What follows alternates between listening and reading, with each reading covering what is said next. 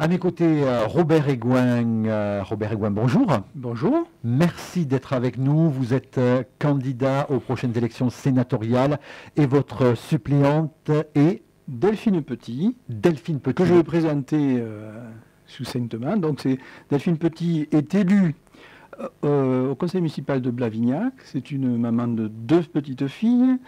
Elle est engagée depuis la Lozère J'y tiens et ensuite le Monde en commun et Osons la gauche aux législatives avec Serge Guessot.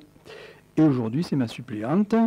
Elle est aussi membre d'un collectif qui a défendu et qui a obtenu l'ouverture du 10e poste à Saint-Chély-d'Apcher, au groupe scolaire. Donc c'est une battante comme moi. Alors pourquoi votre candidature? Déjà aux législatives, il y avait eu une division entre le Parti communiste et les Insoumis. Là aussi, on la retrouve.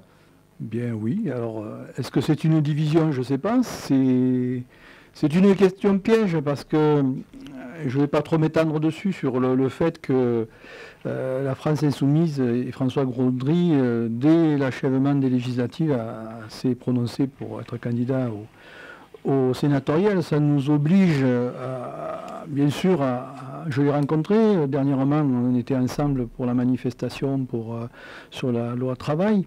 Il a le droit de se présenter. Je pense qu'aujourd'hui, il aurait été difficile de trouver un accord pour qu'il n'y ait qu'un candidat, vu aujourd'hui la position de la France Insoumise au niveau national, qui ne voit aucune tête qui dépasse. Malheureusement, je crois que c'est le contraire de ma candidature, de notre candidature avec Delphine, qui est justement la main tendue vers toute cette gauche qui est désorientée par les prises de position du PS, notamment par rapport à Emmanuel Macron et à la majorité actuelle. Donc si vous n'êtes pas au second tour, est-ce que vous allez appeler les grands électeurs qui ont voté pour vous à voter pour un autre candidat, ou un candidat de droite, ou le candidat, et est-ce qu'il est de gauche selon vous, Alain Bertrand? Alors, ma candidature, je l'ai dit, hein, c'est la main tendue vers tous les grands électeurs qui en ont un petit peu marre de subir cette politique d'austérité sur les dotations.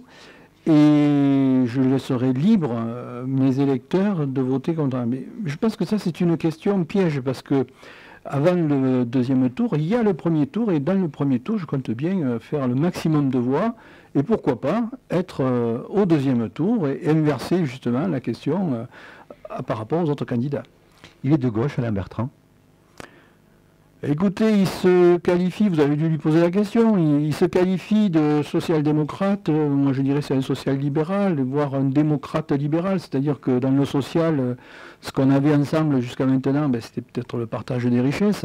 Il a complètement changé et malheureusement, voilà, je pense qu'on s'éloigne de plus en plus. C'est ce qui devient difficile pour avoir une position arrêtée aujourd'hui, que je ne peux pas arrêter par rapport à mes électeurs qui vont voter pour moi au premier tour. 349 grands électeurs, certains ne vont pas vous voir pendant cette campagne. Certains disent, mais il ne fait pas campagne. Alors je fais campagne, si, je fais une campagne à minima, parce que je suis aussi un actif, âgé de 60 ans depuis le mois de juillet. Je suis encore en activité, je suis un agriculteur restaurateur qui a donc du travail, qui a des prêts à rembourser. Donc je ne me suis pas arrêté. Et pourquoi? Je vais faire juste un petit peu le parallèle avec le statut de l'élu, parce que quand on est fonctionnaire ou quand on peut se mettre à une indisponibilité de son travail. Moi, en tant qu'agriculteur et restaurateur, j'ai fait des investissements parce que je ne savais pas si la fois d'après j'allais être réélu et je n'avais aucun parachute. Alors aujourd'hui, il y a des parachutes dorés pour ceux qui prennent leur retraite, des patrons qui sont grassement rémunérés à leur départ. Pour un élu, aujourd'hui, il n'existe rien, notamment pour les petits élus, alors avec des indemnités quand même qui sont, pour un conseiller départemental, de l'ordre de 1 272 € par mois. Donc ça ne fait pas beaucoup pour vivre, alors que j'ai actuellement 15 000 € de charges sur l'exploitation et sur le restaurant qui sont à payer tous les ans. Quel bilan vous faites du mandat qui vient de se terminer du sénateur sortant Alain Bertrand? Il s'est reposé sur ses lauriers, il a beaucoup travaillé, à votre avis? écoutez, je ne vais pas m'étendre trop sur le bilan d'Alain Bertrand, il a dû le faire, je pense ici à ma place. Il a fait des choses, il dit par exemple que l'hôpital c'est lui, mais dans l'absolu, est-ce que c'est anormal qu'un département comme la Lozère ait un hôpital qui soit doté d'un IRM? C'est tout à fait normal. Il faudrait d'ailleurs que tous les hôpitaux ruraux, où qu'ils soient, mettent à disposition des citoyens la modernité et les instruments modernes pour pouvoir faire du travail de qualité sans être obligé d'aller dans des grandes agglomérations. C'est tout à fait normal. Ce qui est anormal, c'est que l'on puisse se réclamer d'avoir obtenu quelque chose qui devrait être normal. C'est ce qui est anormal aujourd'hui dans ce pays, c'est que finalement, nos élus c'est grâce à eux qu'on peut avoir quelque chose qui nous est dû. Alors ça, je trouve ça un peu anormal, quoi. Voilà.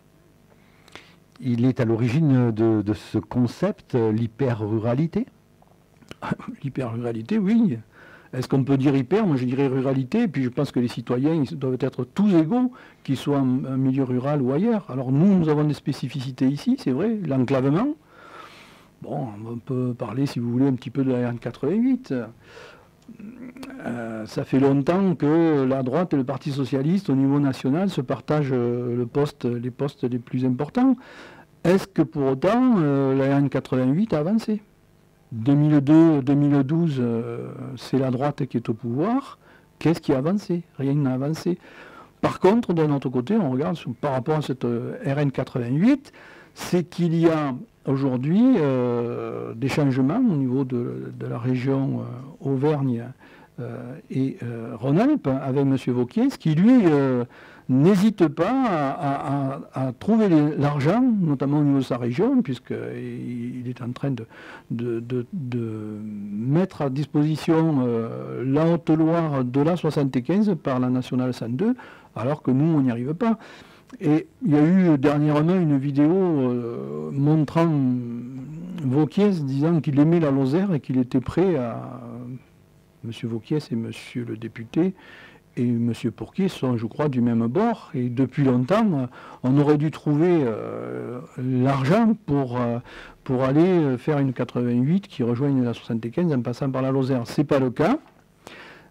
À ce sujet-là, il faudrait quand même qu'on aborde un peu mes propositions. Je pense que parler de Bertrand et des autres, c'est bien, mais il faudrait aussi que nous parlions de mes propositions qui sont, je crois, complètement à l'opposé de ce qu'on entend aujourd'hui. D'abord parce que la première chose que je dis et que j'affirme, et je ne suis pas le seul à le dire, c'est que l'austérité qui est imposée aux collectivités par la diminution de la DGF n'a pas lieu d'être.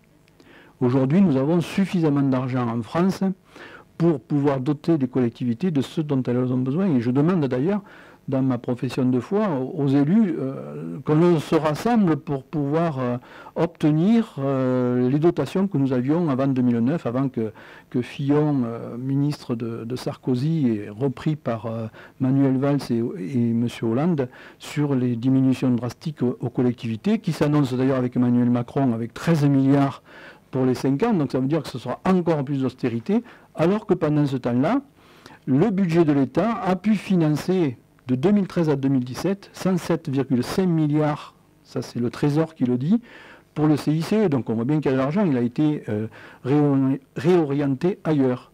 Et ça me permet aussi de dire que cet argent existant, je demande, et c'est le but de ma campagne, qu'il y ait 1 milliard sur la Lozère, attribué à la Lozère, pour justement rééquilibrer, pris sur cet argent qui existe, qui n'est pas une vue de l'esprit et que tous les commentateurs sérieux disent aujourd'hui, de profiter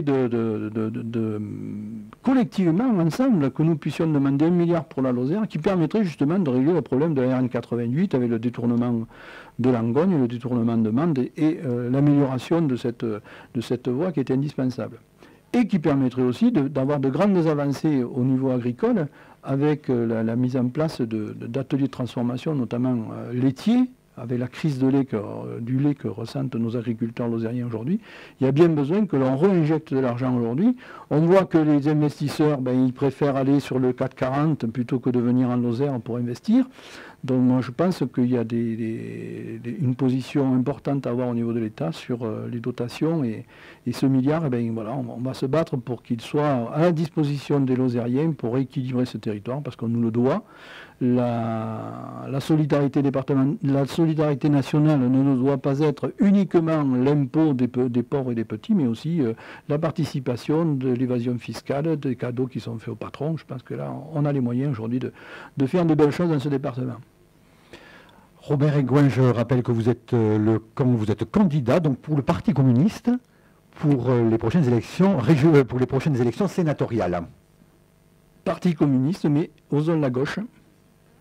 Osons la gauche également. Voilà. Merci Robert Aigouin.